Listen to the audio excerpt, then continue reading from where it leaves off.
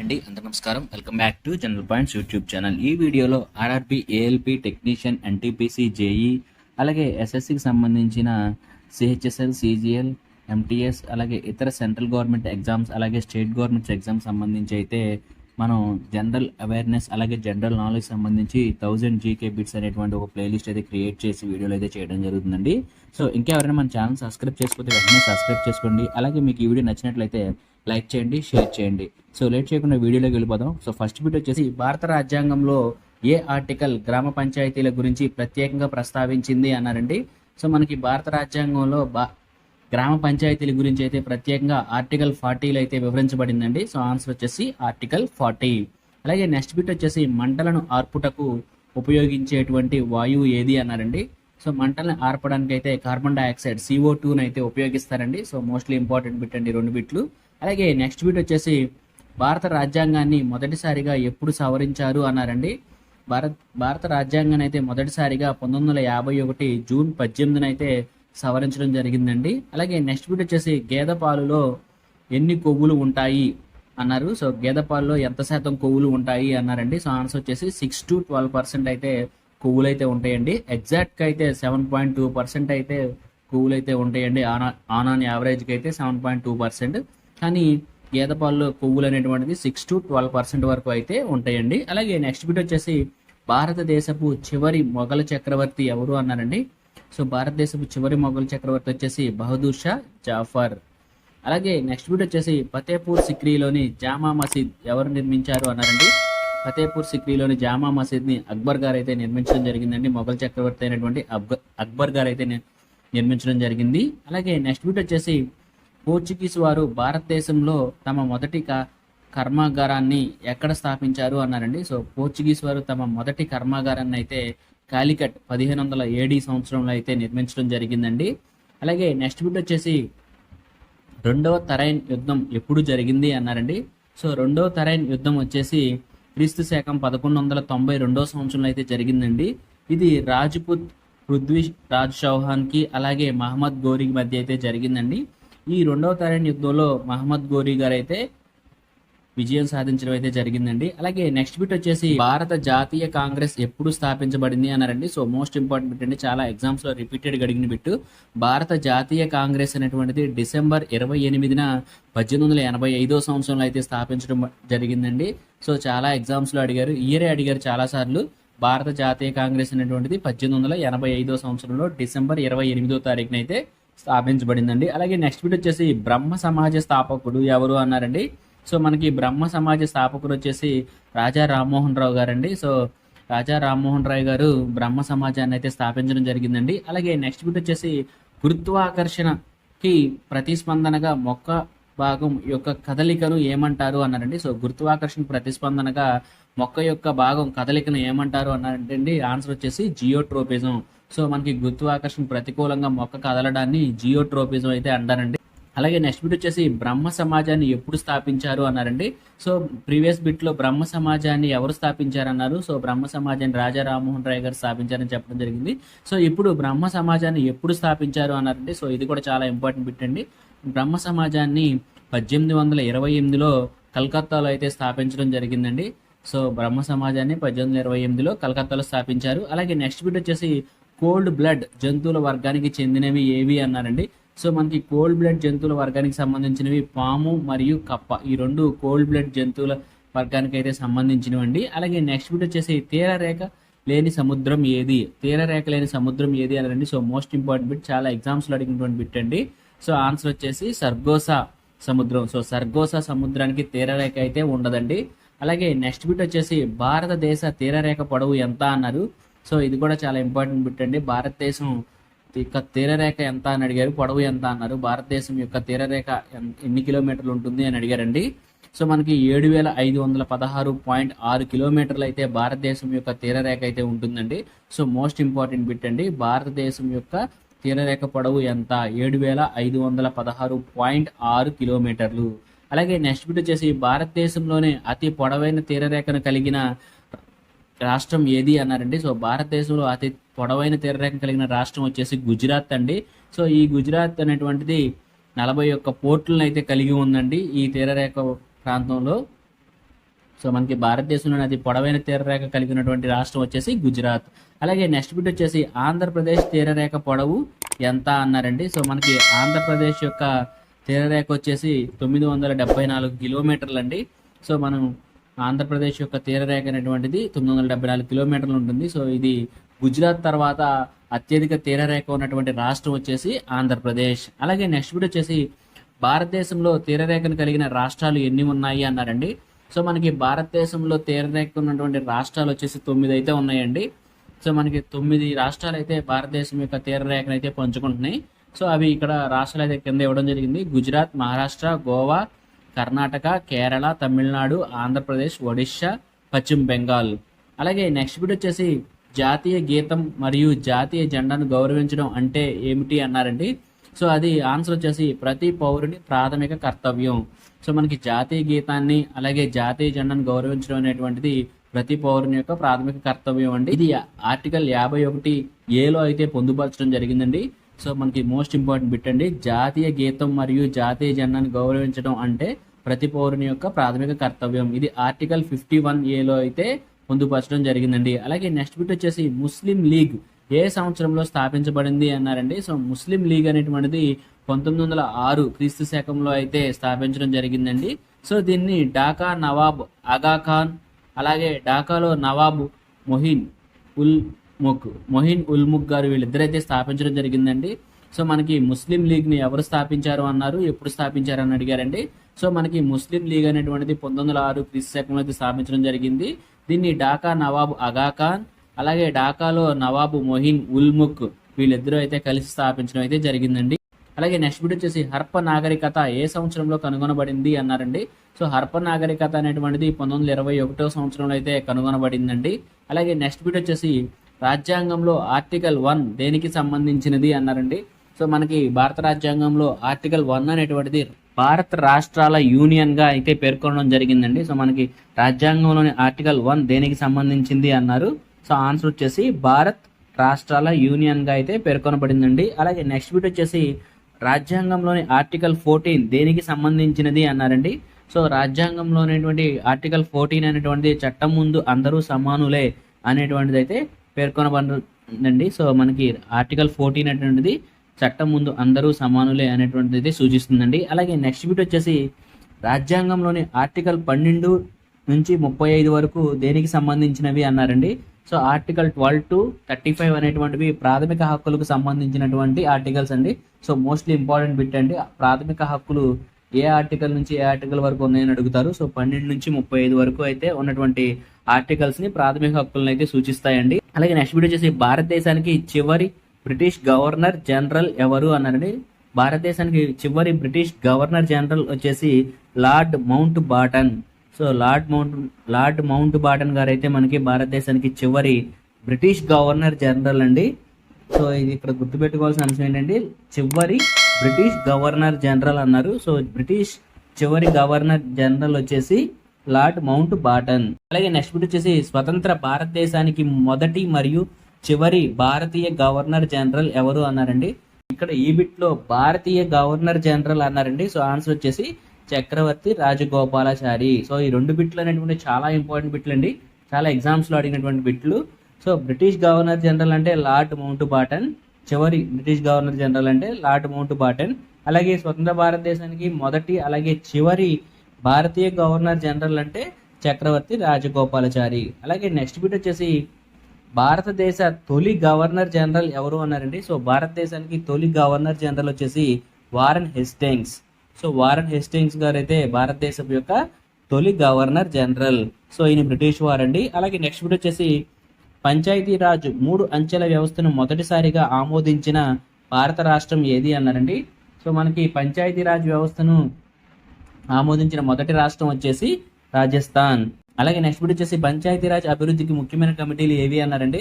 So మనకి పంచాయతీరాజ్ వ్యవస్థను ఏర్పరచడానికి ముఖ్యమైనటువంటి 3 కమిటీలు వచ్చేసి బల్వంత్ రాయ్ కమిటీ, ఇది 1957 సంవత్సరంలో అయితే వేయడం జరిగిందండి. అలాగే అశోక్ మెహతా కమిటీ 1978లో, అలాగే జీవీకే రావు కమిటీ 1985లో. సో ఈ 3 కమిటీలు బేస్ చేసుకునే పంచాయతీరాజ్ వ్యవస్థను అయితే మన దేశంలో ప్రవేశపెట్టడం జరిగిందండి. అలాగే నెక్స్ట్ బిట్ వచ్చేసి భారతదేశంలో అతిపెద్ద రాష్ట్రం ఏది విస్తీర్ణ పరంగా అని అడిగారండి. సో భారతదేశంలో అతిపెద్ద రాష్ట్రం వచ్చేసి విస్తీర్ణ పరంగా రాజస్థాన్. మొబైల్ ఫోన్ ని కనుగొన్నది ఎవరు అన్నారండి. సో మొబైల్ ఫోన్ ను కనుగొన్నది మార్టిన్ కూపర్. అలాగే నెక్స్ట్ బిట్ వచ్చేసి క్యాన్సర్ చికిత్సకు ఉపయోగించే నోబుల్ గ్యాస్ ఏది అన్నారండి. సో క్యాన్సర్ చికిత్సకు ఉపయోగించేటువంటి నోబుల్ గ్యాస్ వచ్చేసి రాడాన్ 222. సో రాడాన్ 222 అనేటువంటిది క్యాన్సర్ చికిత్సగా అయితే ఉపయోగించేటువంటి నోబుల్ గ్యాస్ అండి.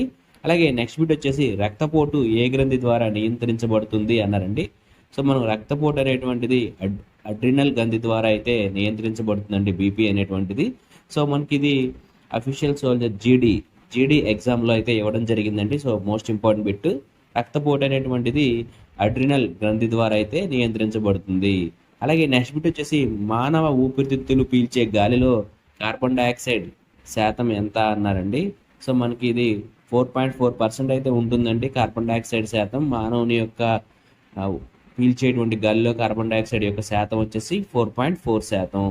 సో ఇది ఎస్ఎస్సి సిహెచ్ఎస్ఎల్ ఇవ్వడం జరిగిందండి బిట్టు. అలాగే నెక్స్ట్ బిట్ వచ్చేసి అంతర్జాతీయ అక్షరాస్యత దినోత్సవం ఏ రోజున జరుపుకుంటారు అన్నారండి. సో అంతర్జాతీయ అక్షరాస్యత దినోత్సవం అనేటువంటిది సెప్టెంబర్ 8న అయితే జరుపుకోవడం జరుగుతుంది, అంతర్జాతీయ అక్షరాస్యత దినోత్సవం అనేటువంటిది. అలాగే నెక్స్ట్ బిట్ వచ్చేసి మొక్కలు ఒకవైపు వంగడం ఏ హార్మోన్ వలన జరుగుతుంది అన్నారండి. సో ఆన్సర్ వచ్చేసి ఆక్సిన్. సో ఆక్సిన్ వలన మొక్కలు ఒకవైపుకు వంగడం అనేటువంటివి జరుగుతుంది. అలాగే నెక్స్ట్ బిట్ వచ్చేసి మొక్కకు ఏ యాసిడ్తో చికిత్స చేయడం వలన మరుగుజ్జుతనాన్ని నియంత్రించవచ్చు అన్నారండి. సో మొక్కకి గిబ్బరెల్లిక్ యాసిడ్, సో గిబ్బరెల్లిక్ యాసిడ్తో చికిత్స చేయడం వల్ల అయితే మరగుజ్జుదనాన్ని అయితే నియంత్రించవచ్చండి. అలాగే నెక్స్ట్ బిట్ వచ్చేసి ట్రాన్స్ఫార్మర్ కోర్లో ఏ ఐరన్తో నిర్మించబడి ఉంది అన్నారండి. సో ట్రాన్స్ఫార్మర్ కోర్ అనేటువంటిది మెత్తటి ఇనుము, సాఫ్ట్ ఐరన్తో అయితే నిర్మించబడుతుందండి ట్రాన్స్ఫార్మర్ కోర్ అనేటువంటిది. సో ఇది మోస్ట్ ఇంపార్టెంట్ బిట్ అండి. అలాగే నెక్స్ట్ బిట్ వచ్చేసి పని యూనిట్ ఏమిటి అన్నారండి. పని లేదా వర్క్ యూనిట్ ఏమిటి అన్నారు. సో ఆన్సర్ వచ్చేసి జౌల్. సో ఇది కూడా ఇంపార్టెంట్ బిట్ అండి, ప్రీవియస్ ఎగ్జామ్స్ అడిగిన బిట్. అలాగే నెక్స్ట్ బిట్ వచ్చేసి గోబర్ గ్యాస్లో ప్రధానంగా ఏ వాయువు ఉంటుంది అన్నారండి. సో గోబర్ గ్యాస్లో ప్రధానంగా అయితే మీథేన్ వాయువు అయితే ఉంటుందండి. ఇది కూడా మోస్ట్ ఇంపార్టెంట్ బిట్ అండి, పోలీస్ ఎగ్జామ్లో అయితే అడిగిన బిట్ 2016లో మధ్యప్రదేశ్లో. అలాగే నెక్స్ట్ బిట్ వచ్చేసి మానవ శరీరం యొక్క రక్త నిధి ఏమిటి అన్నారండి. సో బ్లడ్ బ్యాంక్ కూడా అనొచ్చు. సో బ్లడ్ బ్యాంక్, మానవ శరీరం బ్లడ్ బ్యాంక్ ఏది అనొచ్చు. అలాగే మానవ శరీరం యొక్క రక్త నిధి ఏమిటి అన్నారు. సో ఆన్సర్ వచ్చేసి ప్లీహం. అలాగే నెక్స్ట్ బిట్ వచ్చేసి మార్ష్ గ్యాస్ లేదా మిథైల్ హైడ్రైడ్ అని దేనిని అంటారు అన్నారండి. సో మార్ష్ గ్యాస్ లేదా మిథైల్ హైడ్రైడ్ అని మీథేన్ అయితే అనడం జరుగుతుందండి. సో ఇది కూడా మోస్ట్ ఇంపార్టెంట్ బిట్ అండి. అలాగే నెక్స్ట్ బిట్ వచ్చేసి ఆర్బీసీల శ్మశాన వాటిక అని దేనిని పిలుస్తారు అన్నారండి. సో ఆర్బీసీల శ్మశాన వాటిక అని ప్లీహంను అయితే పిలవడం అయితే జరుగుతుందండి. సో మనకి ఆర్బీసీలు అంటే రెడ్ బ్లడ్ సెల్స్, ఎర్ర రక్త కణాల శ్మశాన వాటిక అని ప్లీహంను అయితే పిలుస్తారండి. అలాగే నెక్స్ట్ బిట్ వచ్చేసి శరీర ఉష్ణోగ్రత దేని ద్వారా నియంత్రించబడుతుంది అన్నారండి. సో మనకి శరీర ఉష్ణోగ్రత అనేటువంటిది హైపోథలామస్ ద్వారా అయితే నియంత్రించబడుతుందండి. సో మోస్ట్ ఇంపార్టెంట్ బిట్, శరీర ఉష్ణోగ్రత అనేటువంటిది దేని ద్వారా నియంత్రించబడుతుంది, హైపోథలామస్. అలాగే నెక్స్ట్ బిట్ వచ్చేసి కాంతి ఎందులో అత్యంత వేగంగా ప్రయాణిస్తుంది అన్నారంటే ఇది ప్రీవియస్ ఎగ్జామ్ బిట్ అండి, ఏడబ్ల్యూ ఎగ్జామ్లో అడిగినటువంటి బిట్టు. కాంతి అనేటువంటిది శూన్యంలో అయితే వేగంగా అయితే ప్రయాణిస్తుంది. అలాగే నెక్స్ట్ బిట్ వచ్చేసి కాంతి వేగం స్థిరంగా ఉందని ఏ ప్రయోగం ద్వారా నిరూపించబడింది అన్నారండి. సో కాంతి వేగం స్థిరంగా ఉంటుంది అనేటువంటిది మిచెల్సన్ మోర్లీ ప్రయోగం. సో మిచెల్సన్ మోర్లీ ప్రయోగం ద్వారా అయితే నిరూపించబడిందండి. అలాగే నెక్స్ట్ బిట్ వచ్చేసి నీలగిరి కొండల్లో ఎత్తైన శిఖరం ఏమిటి అన్నారు. నీలగిరి కొండలో ఎత్తైన శిఖరం వచ్చేసి దొడబెట్ట. సో నీలగిరి కొండలో ఎత్తైన శిఖరం వచ్చేసి దొడబెట్ట. అలాగే నెక్స్ట్ బిట్ వచ్చేసి కార్ల్ మార్క్స్ రచించిన దాస్ క్యాపిటల్ పుస్తకం ఎప్పుడు ప్రచురించబడింది అన్నారంటే సో కార్ల్ మార్క్స్ రచించినటువంటి దాస్ క్యాపిటల్ పుస్తకం 1867 సంవత్సరంలో ప్రచురించబడిందండి. అలాగే నెక్స్ట్ బిట్ వచ్చేసి దక్షిణ భారతదేశంలో ఎత్తైన శిఖరం ఏది అన్నారండి. సో దక్షిణ భారతదేశంలో ఎత్తైన శిఖరం వచ్చేసి అన్నైముడి. ఇది 2695 మీటర్ల ఎత్తు అయితే ఉంటుందండి. అలాగే నెక్స్ట్ బిట్ వచ్చేసి జై జవాన్ జై కిసాన్ అనే నినాదాన్ని ఎవరిచ్చారన్నారంటే సో ఇది ఆర్పిఎఫ్ ఎగ్జామ్లో అయితే ఇవ్వడం జరిగిందండి బిట్టు, ఆర్పిఎఫ్ ఎస్ఐ ఎగ్జామ్లో. సో మనకి జై జవాన్ జై కిసాన్ అనేటువంటి నినాదాన్ని లాల్ బహదూర్ శాస్త్రి గారు అయితే ఇవ్వడం జరిగింది 1965 సంవత్సరంలో. అలాగే నెక్స్ట్ బిట్ వచ్చేసి ఇంగ్లీష్ ఛానల్ మొత్తాన్ని ఈదిన మొదటి భారతీయుడు ఎవరు అన్నారండి. సో ఇంగ్లీష్ ఛానల్ మొత్తాన్ని ఈదిన మొదటి భారతీయుడు వచ్చేసి మిహిర్ సేన్. సో మిహిర్ సేన్ గారు అయితే ఇంగ్లీష్ ఛానల్ని మొత్తాన్ని ఈదిన మొదటి భారతీయుడు అండి. సో ఇది కూడా మోస్ట్ ఇంపార్టెంట్ బిట్, ప్రీవియస్ ఎగ్జామ్స్లో అడిగినటువంటి బిట్ అండి, ఏఈ ఎగ్జామ్లో అడిగారండి. అలాగే నెక్స్ట్ బిట్ వచ్చేసి ఇంగ్లీష్ ఛానల్ మొత్తాన్ని ఈదిన మొదటి భారతీయ మహిళ. సో మొదటి భారతీయ మహిళ ఎవరు అన్నారు, ఇంగ్లీష్ ఛానల్ని ఈదిన మొదటి భారతీయ మహిళ అని అడిగారు. సో ఆన్సర్ వచ్చేసి ఆరతి సాహా. సో ఆరతి సాహా గారు ఇంగ్లీష్ ఛానల్ని మొత్తాన్ని ఈదిన మొదటి భారతీయ మహిళ. అలాగే నెక్స్ట్ బిట్ వచ్చేసి కణంలో ప్రోటీన్ సంశ్లేషణ ఎక్కడ జరుగుతుంది అన్నారండి. సో మనకి కణంలో ప్రోటీన్ సంశ్లేషణ అనేటువంటిది రైబోజోమ్స్లో అయితే జరుగుతుందండి. సో మోస్ట్ ఇంపార్టెంట్ బిట్ అండి, కణంలో ప్రోటీన్ సంశ్లేషణ ఎక్కడ జరుగుతుంది. సో ఆన్సర్ వచ్చేసి రైబోజోమ్స్. అలాగే నెక్స్ట్ బిట్ వచ్చేసి ప్రాథమిక హక్కుల అమలు కోసం సుప్రీంకోర్టుకు ఏ రకమైన అధికారాలు ఉన్నాయి అన్నారండి. సో ప్రాథమిక హక్కుల అమలు కోసం సుప్రీంకోర్టుకి రిట్లను జారీ చేసేటువంటి అధికారం అయితే ఉందండి. సో మోస్ట్ ఇంపార్టెంట్ బిట్ అండి, ఇది టెట్ ఎగ్జామ్లో అడిగారు. అలాగే నెక్స్ట్ బిట్ వచ్చేసి భారతదేశంలో అతి పొడవైన జాతీయ రహదారి ఏది అన్నారండి. సో భారతదేశంలో అతి పొడవైన జాతీయ రహదారి వచ్చేసి NH-44. అలాగే నెక్స్ట్ బిట్ వచ్చేసి వంట సోడా లేదా బేకింగ్ సోడా యొక్క రసాయన నామం ఏమిటి అన్నారండి. సో వంట సోడా లేదా బేకింగ్ సోడా యొక్క రసాయన నామం వచ్చేసి సోడియం బైకార్బోనేట్. అలాగే నెక్స్ట్ బిట్ వచ్చేసి సోడా వాటర్ తయారీకి ఉపయోగపడే వాయువు ఏది అన్నారండి. సో ఇది మోస్ట్ ఇంపార్టెంట్ బిట్ అండి, జేఈ ఎగ్జామ్లో అడిగినటువంటి బిట్టు. సో సోడా వాటర్ తయారీకి ఉపయోగపడేటువంటి వాయువు వచ్చేసి కార్బన్ డైఆక్సైడ్. అలాగే నెక్స్ట్ బిట్ వచ్చేసి రోదర్ఫోర్డ్ యొక్క ఆల్ఫా పార్టికల్ స్కాటరింగ్ ప్రయోగం యొక్క ఆవిష్కరణకు కారణమైనది ఏది అన్నారండి. సో ఇది కూడా ఇంపార్టెంట్ బిట్ అండి, జేఈ ఎగ్జామ్లో అడిగారు. సో రోదర్ఫోర్డ్ యొక్క ఆల్ఫా పార్టికల్ స్కాటరింగ్ యొక్క ప్రయోగం యొక్క ఆవిష్కరణకు పరమాణు కేంద్రకం అనేటువంటిది అయితే కారణమైందండి. అలాగే నెక్స్ట్ బిట్ వచ్చేసి జలియన్ వాలా బాగ్ ఊచకోత ఎప్పుడు జరిగింది అన్నారు. సో ఇది కూడా ఇంపార్టెంట్ బిట్ అండి, ప్రీవియస్ ఎగ్జామ్స్లో అడిగినటువంటి బిట్టు. సో జలియన్ వాలా బాగ్ అనేటువంటి ఊచకోత అనేటువంటిది April 13, 1919లో అయితే జరిగిందండి. సో మోస్ట్ ఇంపార్టెంట్ బిట్ అండి, జలియన్ వాలా బాగ్ అనేటువంటిది April 13, 1919 సంవత్సరంలో అయితే జరిగింది. అలాగే నెక్స్ట్ బిట్ వచ్చేసి క్విట్ ఇండియా ఉద్యమాన్ని ప్రతిపాదించిన వ్యక్తి ఎవరు అన్నారండి. సో ఇది కూడా మోస్ట్ ఇంపార్టెంట్ బిట్ అండి, క్విట్ ఇండియా ఉద్యమాన్ని ప్రతిపాదించినటువంటి వ్యక్తి వచ్చేసి జవహర్ లాల్ నెహ్రూ గారండి. పంచతంత్ర రచయిత ఎవరు అన్నారండి. సో మనకి ఆన్సర్ వచ్చేసి విష్ణు శర్మ. పంచతంత్రం అయితే ఫేమస్ బుక్ అండి. సో దీన్ని రచించినది విష్ణు శర్మ. అలాగే నెక్స్ట్ బిట్ వచ్చేసి నాట్యశాస్త్రాన్ని రచించినది ఎవరు అని అడిగారండి. సో నాట్యశాస్త్రాన్ని రచించినది భారత ముని గారు. సో భరత ముని గారు నాట్యశాస్త్రాన్ని అయితే రచించడం జరిగిందండి. అలాగే నెక్స్ట్ బిట్ వచ్చేసి అర్థశాస్త్రాన్ని రచించినది ఎవరు అని అడిగారండి. చాణుక్య కౌటిల్య లేదా విష్ణుగుప్త. సో చాణుక్య కౌటిల్య గారు లేదా అతన్ని విష్ణుగుప్త అని పిలుస్తారు. అలాగే నెక్స్ట్ బిట్ వచ్చేసి అభినయ దర్పణం రచించినది ఎవరు అన్నారండి. సో అభినయ దర్పణం రచించినది నందికేశ్వరుడు.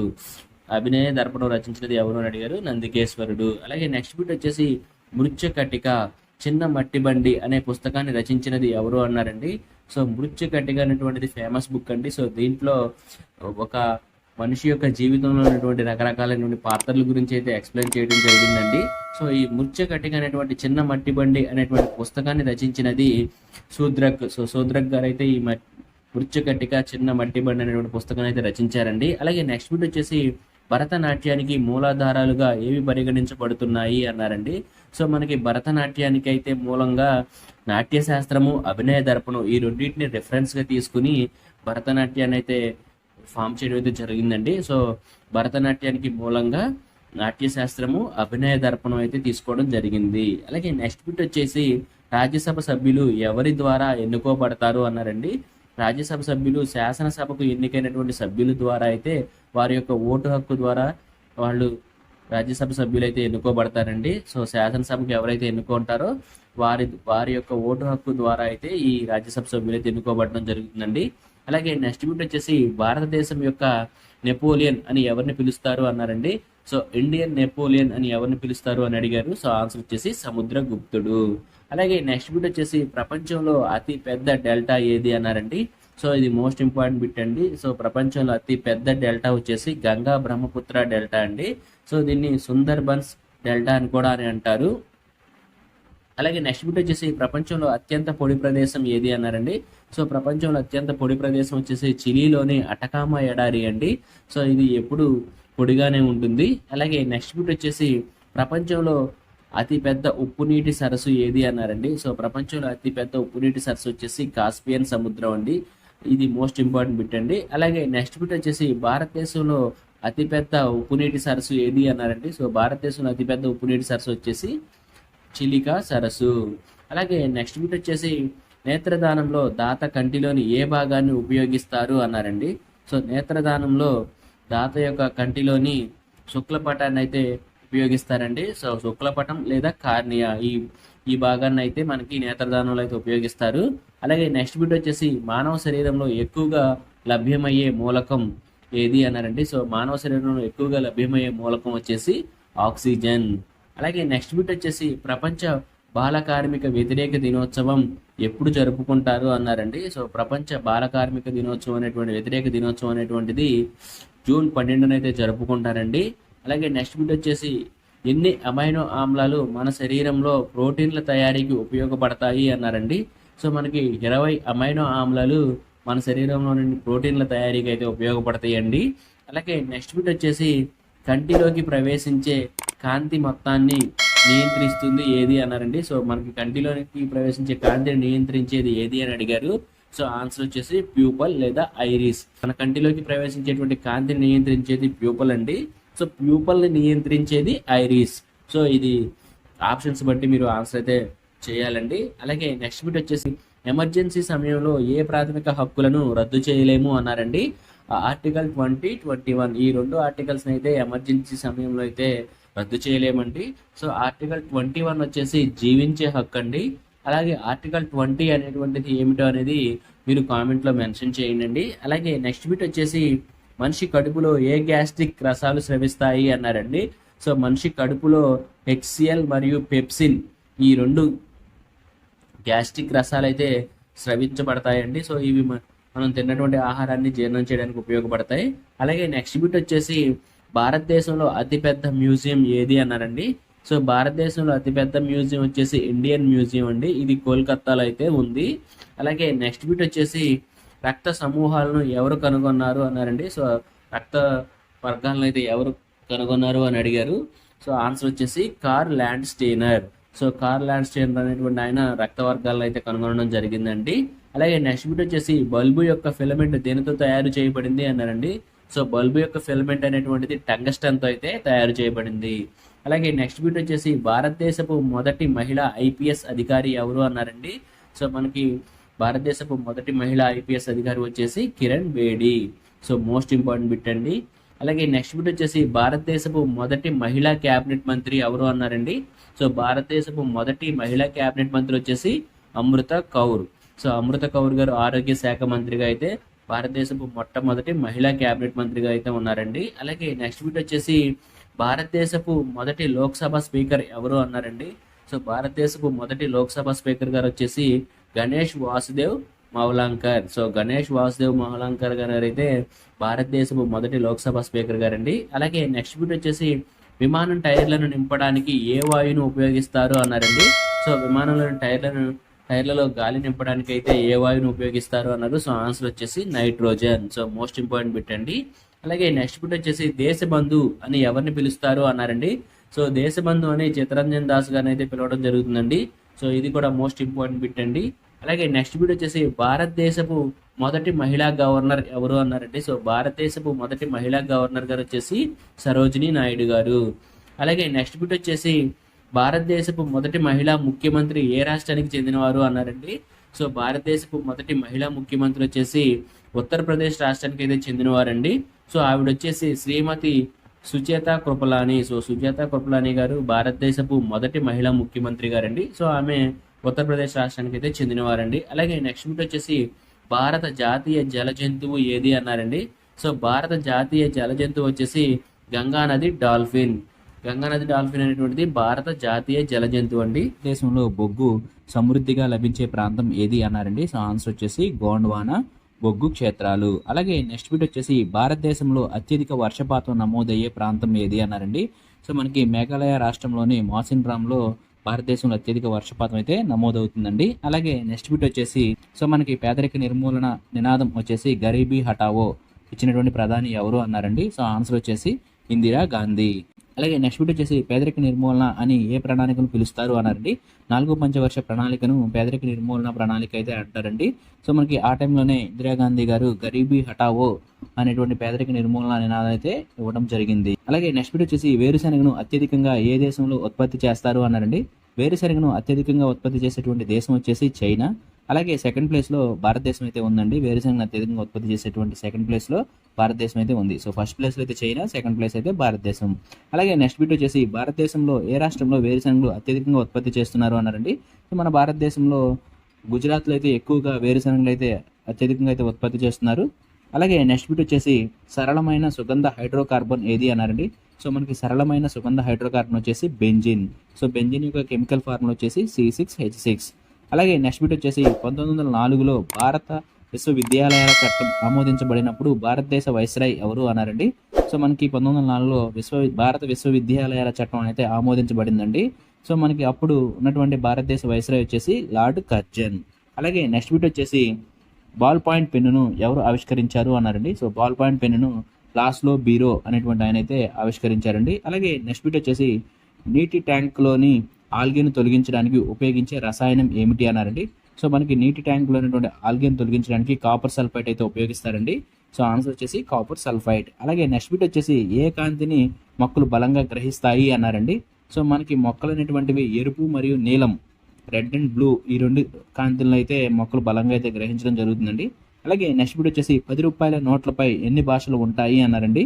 సో మనకి ఇక్కడ 10 రూపాయల నోట్ అనే కాదు, 50 రూపాయలు, 100 రూపాయలు ఇలా మన ఇండియన్ కరెన్సీ నోట్లపై అయితే 15 రకాలైనటువంటి భాషలు అయితే ఉంటాయండి. 15 లాంగ్వేజెస్లో ఆ నోటు యొక్క వాల్యూ అయితే ముద్రించబడుతుందండి. సో మనకి ఇక్కడ 10 రూపాయల నోటుపై ఎన్ని భాషలు ఉంటాయి అన్నారు. సో 15 రకాల భాషలు అయితే ఉంటాయి. అలాగే నెక్స్ట్ బిట్ వచ్చేసి రాష్ట్రం యొక్క అత్యున్నత న్యాయాధికారి ఎవరు అన్నారండి. సో రాష్ట్రం యొక్క అత్యున్నత న్యాయాధికారి వచ్చేసి advocate general of state. So advocate general of state అనేటువంటి ఆయన రాష్ట్రం యొక్క అత్యున్నత న్యాయాధికారి. అలాగే నెక్స్ట్ బిట్ వచ్చేసి భారతదేశం యొక్క అత్యున్నత న్యాయాధికారి ఎవరు అన్నారండి. సో మనకి భారతదేశం యొక్క అత్యున్నత న్యాయాధికారి వచ్చేసి అటార్నీ జనరల్. సో ఈ బిట్స్ రెండు చాలా ఇంపార్టెంట్ బిట్స్ అండి. నెక్స్ట్ బిట్ వచ్చేసి రాజ్యాంగంలోని ఏ ఆర్టికల్ ప్రకారం భారతదేశానికి సుప్రీంకోర్టు ఉండాలి అని పేర్కొనబడింది అని అడిగారండి.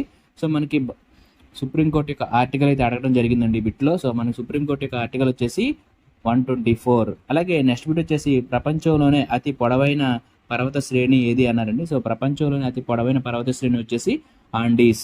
ఇది 7000 కిలోమీటర్లు అయితే ఉంటుందండి. అలాగే నెక్స్ట్ బిట్ వచ్చేసి ఢిల్లీలోని 7 సుల్తాన్ల పరిపాలన చూసిన వారు ఎవరు అన్నారండి. సో ఇక్కడ బిట్ అయితే కొంచెం మిస్టేక్ పడింది. ఢిల్లీ సుల్తాన్లో 7 పరిపాలన చూసినటువంటి వారు ఎవరు అని అడిగారు. సో ఆన్సర్ వచ్చేసి అమీర్ ఖుస్రూ. అలాగే నెక్స్ట్ బిట్ వచ్చేసి ఢిల్లీ సుల్తాన్ల కాలంలో భారతదేశం యొక్క చిలుక అని బిరుదును పొందిన వారు ఎవరు అన్నారండి. సో మనకి ఢిల్లీ సుల్తాన్ల కాలంలో భారతదేశం యొక్క చిలుక అని బిరుదును పొందిన వారు వచ్చేసి అమీర్ ఖుస్రూ. అలాగే నెక్స్ట్ బిట్ వచ్చేసి ఆఫ్రికాను యూరోప్ నుండి ఏ జలసంధి వేరు చేస్తుంది అన్నారండి. జిబ్రాల్టర్ జలసంధి అయితే ఆఫ్రికాను అలాగే యూరోప్ను అయితే వేరు చేస్తుందండి. సో ఇది మోస్ట్ ఇంపార్టెంట్ బిట్. ఆఫ్రికాను యూరోప్ను వేరు చేసేటువంటి జలసంధి వచ్చేసి జిబ్రాల్టర్ జలసంధి. అలాగే నెక్స్ట్ బిట్ వచ్చేసి 4వ బౌద్ధ మండలిలో బౌద్ధ మతం హీనయాన మరియు మహాయాన విభాగాలుగా ఎవరి కాలంలో విడిపోయాయి అన్నారండి. సో 4వ బౌద్ధ మండలిలో కనిష్కుని యొక్క కాలంలో అయితే బౌద్ధ మతం అయితే హీనయాన మరియు మహాయాన విభాగాలుగా అయితే విడిపోయిందండి. అలాగే నెక్స్ట్ బిట్ వచ్చేసి దేశంలో అత్యధికంగా పప్పు ధాన్యాలు ఉత్పత్తి చేసే రాష్ట్రం ఏది అన్నారండి. సో మన దేశంలో పప్పు ధాన్యాలను ఉత్పత్తి చేసేటువంటి రాష్ట్రం వచ్చేసి మధ్యప్రదేశ్. 23% అయితే పప్పు ధాన్యాలు ఈ రాష్ట్రం నుంచి అయితే ఉత్పత్తి అవుతున్నాయండి. అలాగే నెక్స్ట్ బిట్ వచ్చేసి భారతదేశంలో అతిపెద్ద ఆహార ధాన్యాలు ఉత్పత్తి చేసే రాష్ట్రం ఏది అన్నారండి. సో మనకి పప్పు ధాన్యాలు అయితే మధ్యప్రదేశ్ అని చెప్పుకోవడం జరిగింది. ఇప్పుడు ఆహార ధాన్యాలు అని అడిగారండి. భారతదేశంలో అతిపెద్ద ఆహార ధాన్యాలు ఉత్పత్తి చేసే రాష్ట్రం వచ్చేసి ఉత్తరప్రదేశ్. అలాగే నెక్స్ట్ బిట్ వచ్చేసి ప్రపంచంలో అతి పొడవైన నది ఏది అన్నారండి. సో ప్రపంచంలో అతి పొడవైన నది వచ్చేసి నైలు నది అండి. ఇది 6650 కిలోమీటర్లు అయితే ఉంటుందండి. అలాగే నెక్స్ట్ బిట్ వచ్చేసి భారతదేశంలో అతి పొడవైన నది ఏది అన్నారండి. సో భారతదేశంలో అతి పొడవైన నది వచ్చేసి గంగా నది అండి. ఇది 2510 కిలోమీటర్లు అయితే ఉంటుంది. సో అలాగే నెక్స్ట్ బిట్ వచ్చేసి జైన మతం ఏ 2 ప్రధాన విభాగాలుగా విభజించబడింది అన్నారండి. సో జైన మతం అనేటువంటిది 2 ప్రధాన విభాగాలుగా విభజించబడింది. సో ఆ 2 విభాగాలు వచ్చేసి దిగంబర, శ్వేతాంబర. సో దిగంబరగాను అలాగే శ్వేతాంబరగా అయితే జైన మతం అయితే విడిపోవడం అయితే జరిగిందండి. అలాగే నెక్స్ట్ బిట్ వచ్చేసి బెంగాల్ గెజిట్ వార్తాపత్రిక వ్యవస్థాపకుడు ఎవరు అన్నారండి. సో తొలి వార్తాపత్రిక అండి భారతదేశంలో బెంగాల్ గెజిట్ అనేటువంటిది. సో ఈ బెంగాల్ గెజిట్ యొక్క వార్తాపత్రిక యొక్క వ్యవస్థాపకుడు ఎవరు అని అడిగారు. సో ఇది జనవరి 1780లో జేమ్స్ అగస్టన్ హాకీ అనేటువంటి ఆయన అయితే దీన్ని స్థాపించడం జరిగింది బెంగాల్ గెజిట్ని. సో బెంగాల్ గెజిట్ని ఎవరు స్థాపించారు? James Agustin hickey.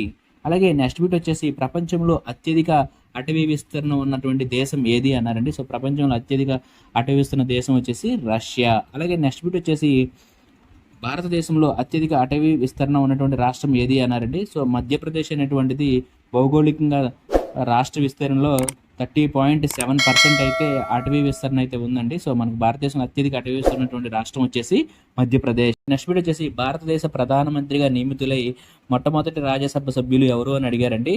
So answer వచ్చేసి ఇందిరాగాంధీ గారు. సో ఇందిరాగాంధీ గారు రాజ్యసభ సభ్యులుగా ఉండి ఈ భారతదేశం యొక్క ప్రధానమంత్రిగా అయితే నియమితులయ్యారండి. అలాగే నెక్స్ట్ బిట్ వచ్చేసి ప్రపంచంలో అత్యధిక పాల ఉత్పత్తిదారు ఏది అన్నారండి. సో ప్రపంచంలో అత్యధికంగా పాల ఉత్పత్తి చేసేటువంటి దేశం వచ్చేసి భారతదేశం అండి. సో ఇది 22% ప్రపంచంలో ఉన్నటువంటి పాల ఉత్పత్తుల్ని 22% భారతదేశం నుంచి అయితే ఉత్పత్తి అవుతుంది. RRB ALP technician NTPC JEE వీళ్ళు ప్రిపేర్ అవుతున్నారో వాళ్ళు మన వీడియోస్ని అయితే చూసి రిఫర్ చేసుకోండి బిట్స్ అయితే. అలాగే ఇంకెవరైనా మన ఛానల్ సబ్స్క్రైబ్ చేసుకోకపోతే వెంటనే సబ్స్క్రైబ్ చేసుకోండి. మీకు ఈ వీడియో నచ్చినట్లయితే లైక్ చేయండి, షేర్ చేయండి. Thank you very much. జై హింద్.